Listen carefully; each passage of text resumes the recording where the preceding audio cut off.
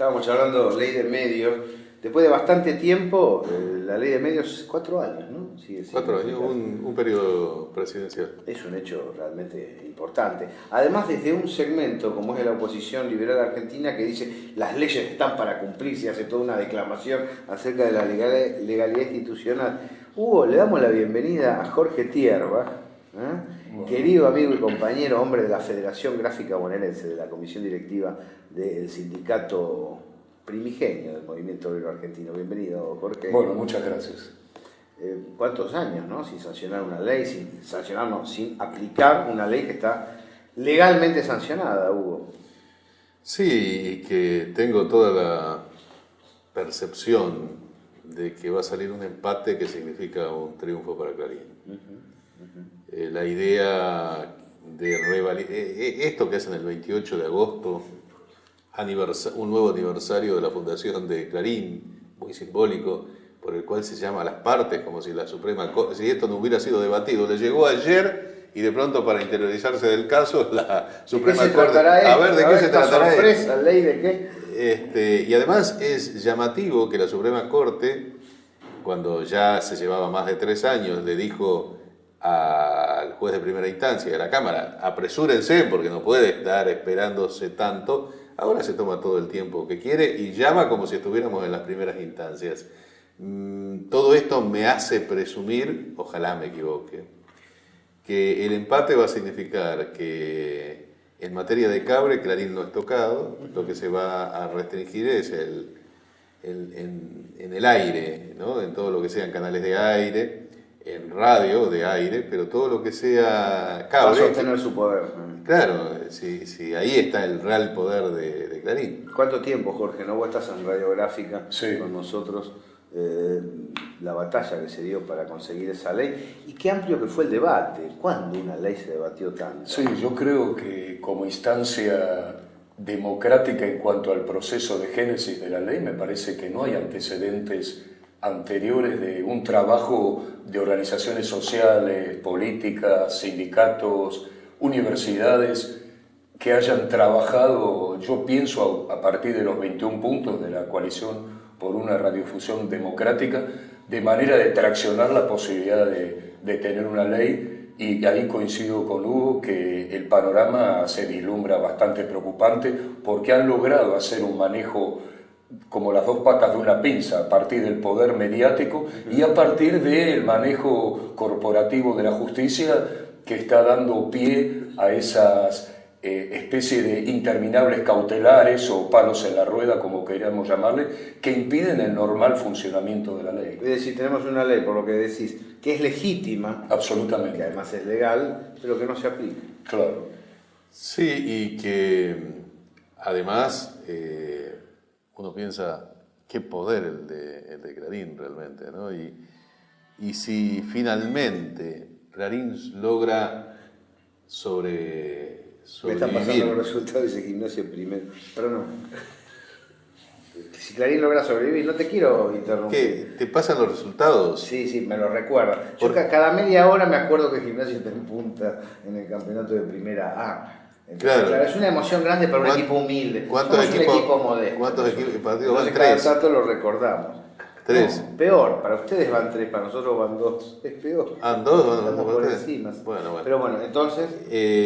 si logra sobrevivir y logra finalmente colocar su candidato para el 2015, uno piensa, ¿qué poder va a tener Clarín para adelante después de haber librado esta batalla? O sea, cuando vengan tiempos menos hostiles. Imagínate que si logra sobrevivir, indudablemente fue una batalla y sigue siendo una batalla muy fuerte con el gobierno. Es un gobierno que se ha enfrentado por primera vez al Grupo Clarín.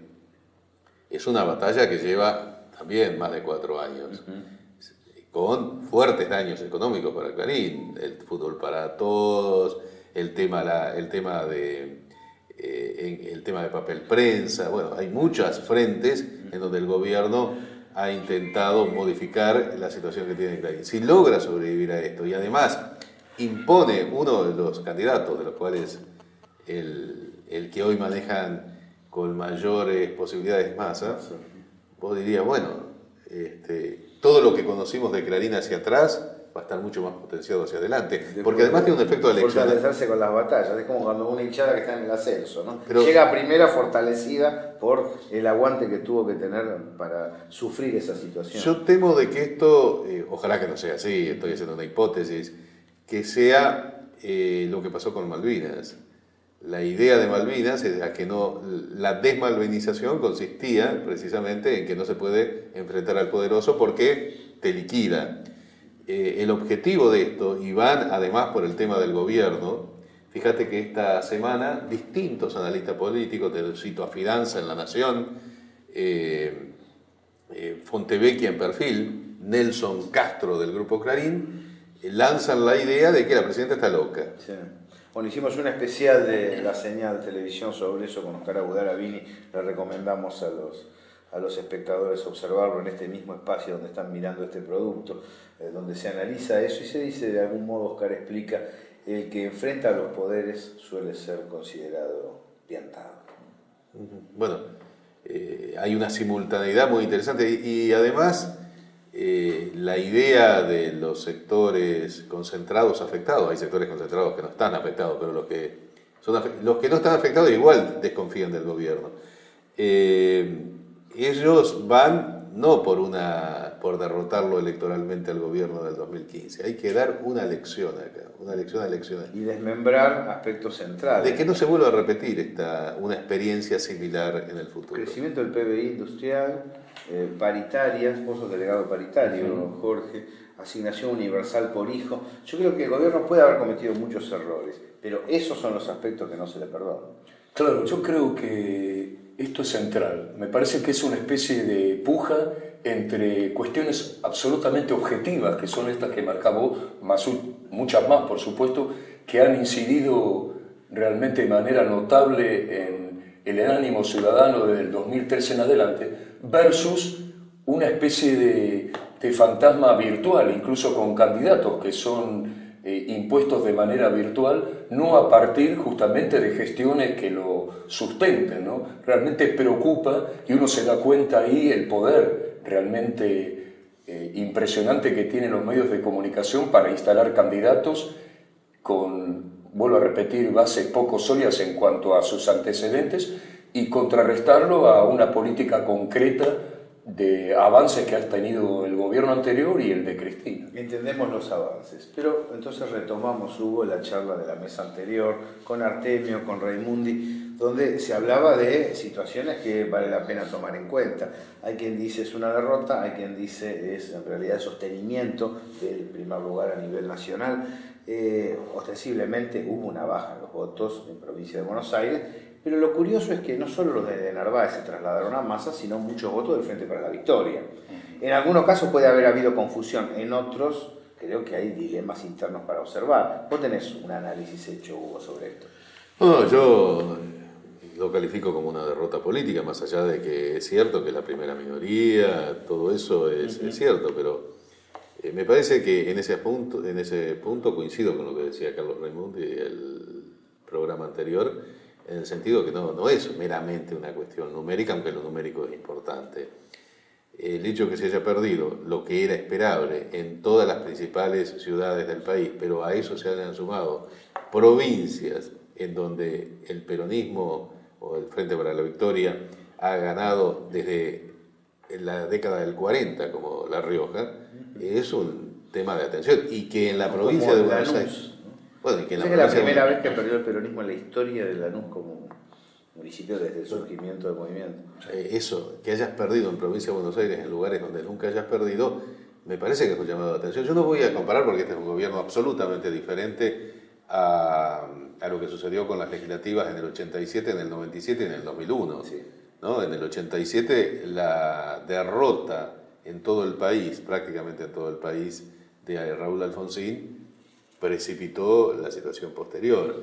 También una situación económica distinta. No, yo no estoy, simplemente digo que las derrotas legislativas, esta no tiene esa característica, pero hay antecedentes en donde las derrotas legislativas abrieron una caja de Pandora. En el 97, el triunfo de la Alianza prácticamente terminó con las posibilidades de reelección. Bueno, en este caso es parecido. Terminaron con las posibilidades de reelección de Menem y acá, indudablemente, esta elección han terminado con la posibilidad de la continuidad de Cristina más allá del 2015. Y en el 2001, ahí sí había una situación absolutamente autista, cuando de la Rúa, habiendo sacado una cantidad mínima de votos, alrededor del 24-25%, dijo, bueno, no es una derrota a mí porque yo no participaba en las elecciones. Bueno, era obvio, eran elecciones legislativas. Claro. Pero fíjate vos de que... Pero marcan un sesgo. Marcan un sesgo, eso hay que... Yo creo que uno de los elementos a resolver es el tema, insisto, el trato con la juventud territorial y con los sindicatos. Este es un gobierno que ha resuelto apuntalar la atomización del movimiento obrero. Y no necesariamente para el peronismo eso es lo mejor históricamente. No siempre ha derivado en confluencias de construcción futura, sino en enfrentamientos. No se da el caso de enfrentamientos violentos en esta circunstancia, pero hay enfrentamientos conceptuales y de hecho, al no ejercer un lugar el movimiento obrero dentro del gobierno y imponer políticas, pero no imponer violentamente políticas, sino dialogar políticas con el Ministerio de Trabajo, con el Ministerio de Economía para poder avanzar, el gobierno se barrena, se quita una zona de apoyo muy importante, porque si en realidad lo votan los humildes a este gobierno, si en realidad lo votan los trabajadores, ¿cuál es el problema en tener un movimiento de trabajadores mejor representado? No sé cómo sí, eso, Gabriel, se palpa, digamos, a nivel fábrica. Yo lo veo en mis compañeros que han tomado gran parte del discurso, digamos, de Hugo Moyano. Y hay un manejo, coincido con vos, poco fluido con la central de trabajadores, que incluso ha provocado, más allá de las responsabilidades que le cabe a esos dirigentes, también le cabe responsabilidad del Estado, al gobierno, de haber provocado esta especie de dispersión y diáspora en 5 o 6 sindicales que le quitan en un momento histórico, vuelvo a repetir como lo he dicho varias veces, en un momento histórico como este, más que nunca se necesita este esqueleto, esta columna vertebral para sostener un proyecto, resulta que no lo hay. Pues sabes que lo que está diciendo para mí es un dato importantísimo. La repercusión en el taller. Por favor, en el taller, en la interna, en el cuarto gremial, constantemente me veo teniendo que discutir cosas, esto que decíamos recién, datos objetivos que han mejorado la calidad de vida de mis compañeros, más allá de la crisis económica financiera del taller, como parte de la ciudadanía, que hoy accedamos a determinados niveles, pareciera que esto es algo que cae naturalmente, como una manzana del árbol, y lo otro no, lo otro que está siendo fogoneado a partir de estos tanques de información que lo único que quieren es justamente limar y achar el árbol, es tomado como la verdad revelada.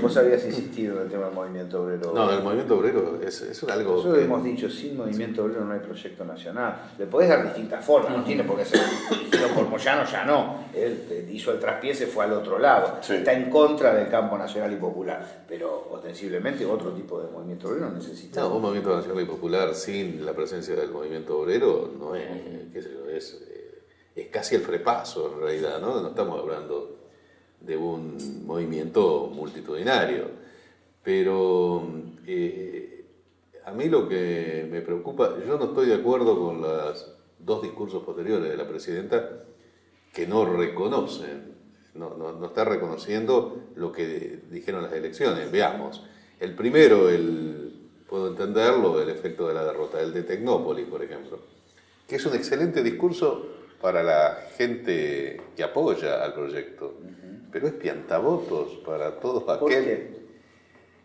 Mira, ¿cómo debería haber funcionado si existiera un partido político?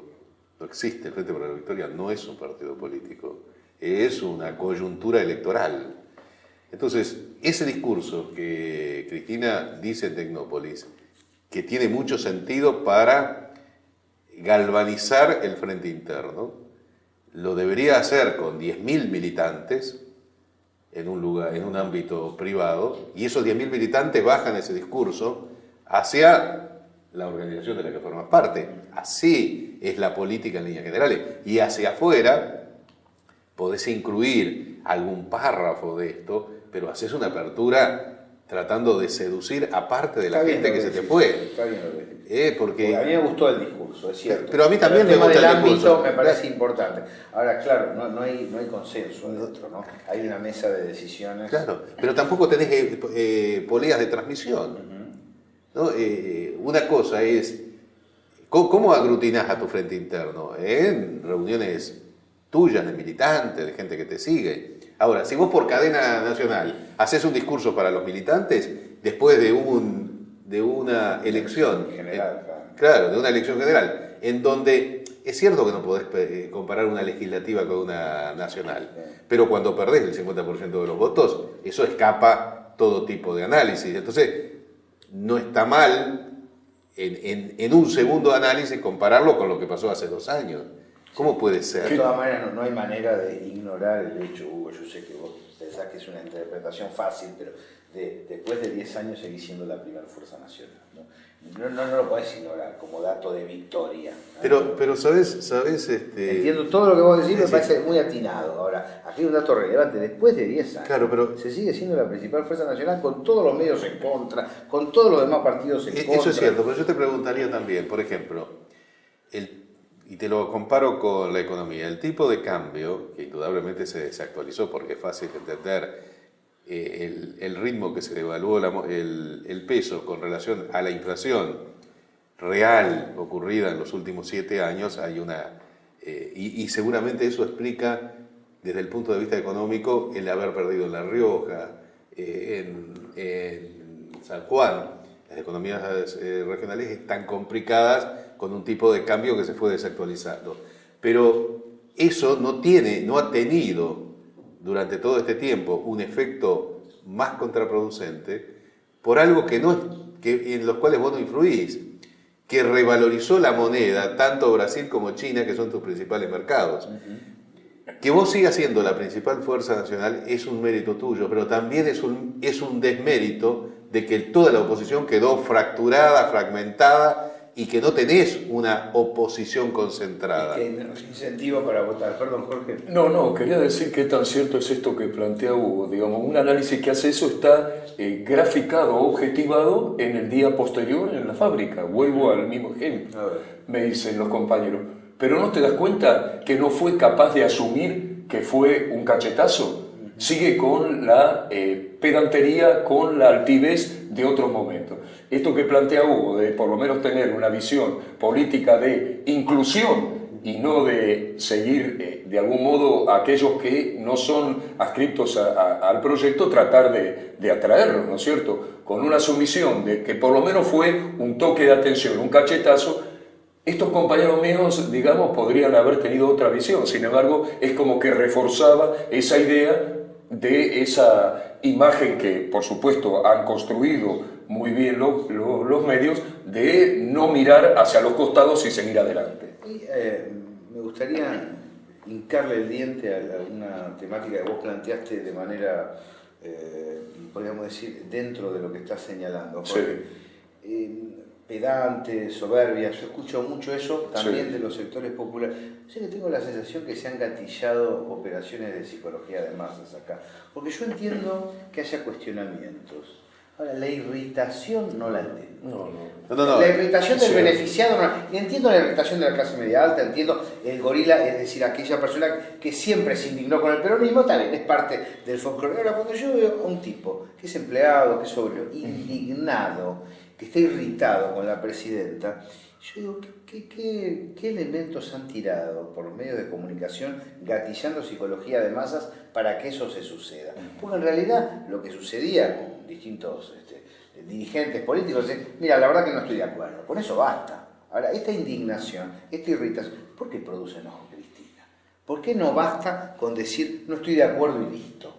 Eso es cierto. Eso me parece como para pensarlo como comunidad, algo nos están haciendo. Bueno, Horowitz ayer hace una nota de los días lunes de Tiempo Argentino en donde acude al tema de que existe un ataque a su condición de mujer muy fuerte, que si hubiera sido un hombre no hubiera tenido las mismas caracterizaciones. Puede Pero bueno, el tema, más, ¿no? el tema es difícil de Pues que... Perón fue parecido. A Kirchner no se decía que estaba loco, No, a pero Cristina fue muy se le pronto, decía... pero lo de Perón fue parecido. Pero no se le decía... La irritación Sí, sobre sí, la figura de Perón. pero a Perón no se le decía que estaba loco, que era corrupto, que tenía relaciones sexuales con, bueno, con las chicas de la UES, bueno, claro. ese tipo de cosas. Pero al hombre, la El más locura... grande dirigente político que tuvo la Argentina decir esas irrespetuosidades, realmente.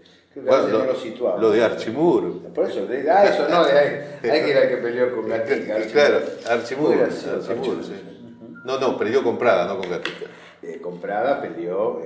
Archimur perdió con Prada, le ganó por nocaute. No, pero le ganó a Ike le ganó a Ah, Gatica en Estados Ike Unidos. Williams le ganó. Ike Williams le ganó en Estados Unidos a Gatica, que previamente le había dedicado el triunfo al general Perón. Cantó victoria. Pero además le puso la cara.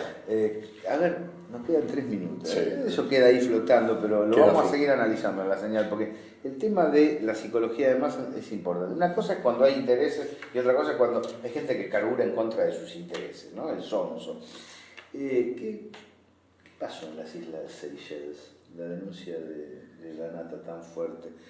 Primero, bueno, quiero señalar que entre Cristina y la nata le quedó a Cristina 5 veces, digamos, en contra de la nata. A partir de allí que hubo una desprolijidad oficial, una escala común. ¿Qué interpretación hacen ustedes? No, yo creo que ahí lo que hubo es el itinerario colocado en el boletín oficial y una modificación del itinerario real, y la nata se agarró del boletín oficial que fue previo al viaje. Para denunciar.